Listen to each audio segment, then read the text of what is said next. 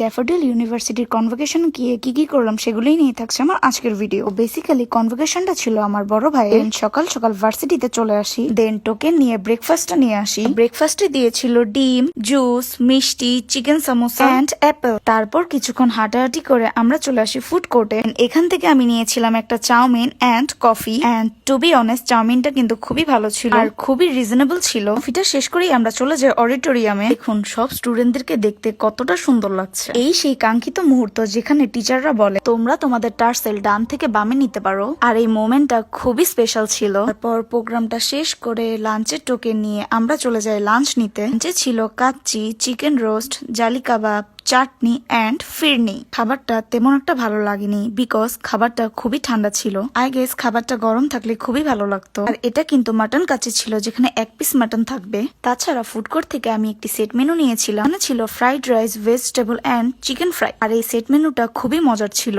Lunch শেষ করে আবার চলে যাই আমরা অডিটোরিয়ামে বিকজ কনসার্ট ছিল আর বেশ অনেকটা টাইম আমরা কনসার্টে ছিলাম। তারপর বিকালের স্ন্যাক্সও দিয়েছিল তারা আমাদেরকে। স্ন্যাক্সে ছিল কেক, চকলেট এন্ড কমলা। স্ন্যাক্স খেতে খেতে আমরা কনসার্টটাও এনজয় করি। দেন প্রোগ্রামটা শেষ করে আমরা সবাই বাসায় ব্যাক করলাম। আজকের দিনটা আমি খুবই এনজয় করেছি।